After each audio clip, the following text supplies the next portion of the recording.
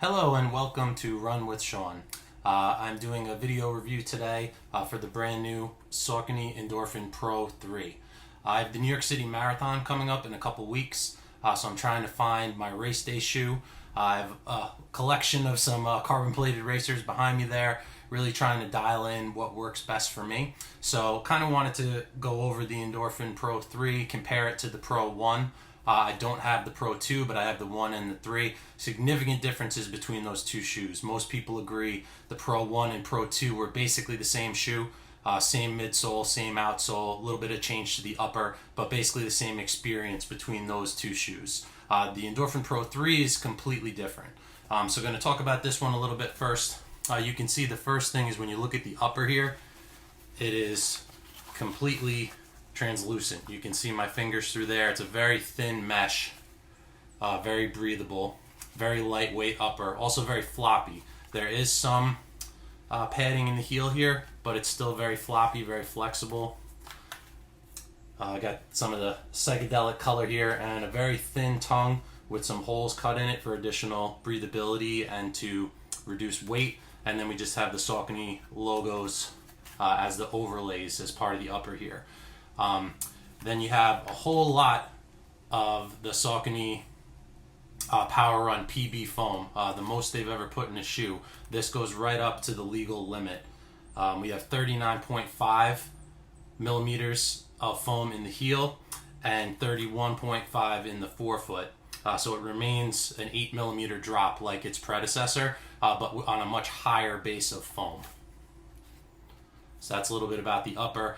This midsole is significantly softer than the old Power Run PB. So it has the same name, but it's a different component formulation for sure. When you press on this, you can see that it really does compress. It's flexible as well. Here, if I squish the bottom, you can see it'll actually move. As opposed to the Pro 1, this was a much stiffer foam. Really didn't give that much. Obviously, there's no cutouts on the bottom here. It didn't flex as much. This is also a much stiffer carbon plate in here, very hard to bend.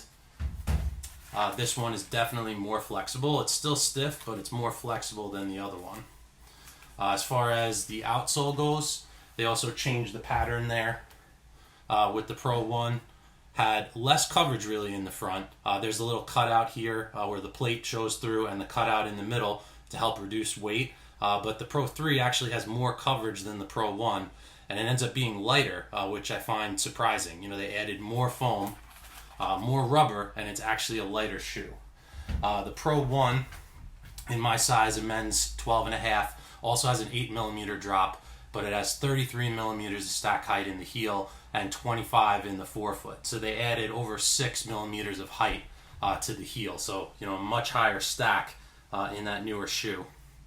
But the Pro 1 in my size, a men's 12.5, was 9.26 ounces, and that's 262.5 grams. Now with the Pro 3, we've supersized the foam here, but it actually went down in weight. This in my size, a men's 12.5, is 8.62 ounces or 245 grams. So it's almost an entire ounce lighter, even though they've added 6 millimeters of foam to the outsole, midsole for that matter. So it's a much bigger shoe, a softer shoe, a comfier shoe, and a lighter shoe. So that's pretty impressive that Saucony was able to do that. Now, I was hoping that this was going to be my marathon shoe.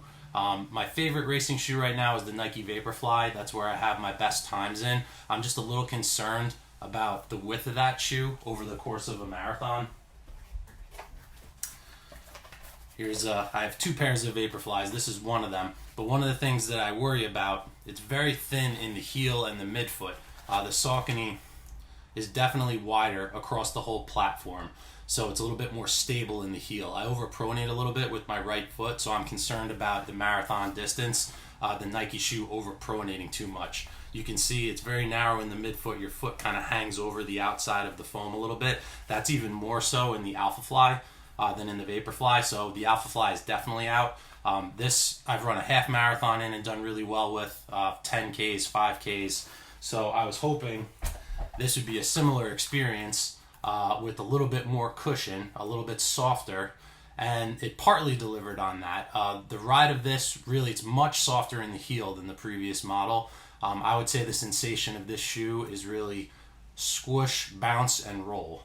Squish, bounce, and roll. So you definitely feel that squish on the back of the shoe, some bounce, the energy return it's giving back to you, and that speed roll technology helps the shoe to roll through your foot strike. So I found this much softer and on my foot than the Pro 1. The Pro 1 being very stiff, I found this shoe very good for shorter distances, but it was just too stiff for those longer races when you're starting to get tired. That's where I was thinking that the Pro 3 might solve that problem by being softer, being more forgiving. I had one major problem with this shoe though. Basically, everything about it was great. I like the upper, I like the midsole, I like the outsole. They made it softer, they made it bouncier, and they made it lighter. So I think this is really a home run overall. But I had one major problem, which is why this is not going to be my marathon shoe. Where it laces up at the top here, where this hits the top of my foot on the outside, it caused a lot of pain actually. I had laced them up initially without the runner's knot, and I got about 4 miles into the run, and the shoe had really loosened up. So getting a lockdown in this upper was difficult for me. I find it's got ample amount of room, but maybe a little bit too much room actually. And then it really tapers up narrow at the top of the shoe. So this was hitting just up to the left of my ankle, a little bit down. So it loosened up while I was running. So I actually stopped and put the runner's knot in there. And then it was putting way too much pressure on that side of my foot. So in order to hold the heel lock strong on this shoe, it was putting a lot of pressure on the outside of my foot. And after about a mile running with it tighter, my foot kind of seized up and I felt a lot of pain, and I almost jumped and was like, oh man. So that was the end of that. I loosened the shoe up, and I was like, if that short of a run I'm having that kind of problem, it's putting pressure on me in that spot, it's really not going to work for me. So what I would say about this shoe is it's actually an improvement on this one in every way. So if someone likes the Pro 1 or the Pro 2, this is better than both of them for sure. It also differentiates itself from the Speed, being so lightweight, a completely different upper, where the old Pro and Speed really were pretty much the same shoe, but one with a carbon plate, one with a nylon plate, and the Speed having kind of more of a plush upper. This really does put itself in the same league as Nike as far as being a dedicated racing shoe. I did find it very comfortable. I found it propulsive. I found it bouncy. It does not have the pop of the Vaporfly though. It has that carbon plate in there for stability, but this again to me was kind of bounce, squish, bounce, and roll rather than bounce and pop. So this, I felt I could roll through my stride nicely in this shoe, but it still didn't have quite the pop of the Vaporfly. But I found it very comfortable, very bouncy, very responsive. But again, that big problem with the fit for me just means it's not going to work for me. So I actually think that this is an excellent shoe, but it's not going to work for me for the marathon. So those are my thoughts on the Saucony Endorphin Pro 3. The fit of these is actually really good. I like the way the upper fits. In my normal 12.5, I got a little bit of space in there. That's just where I want it to be in a race shoe. The problem that I'm having is the pressure it's putting on the outside of my foot right here. While I was running, they loosened up a bit, so I switched to a lock runner's knot during the run, and that was putting too much pressure on the outside of my foot. It actually caused me to stop running because it was painful.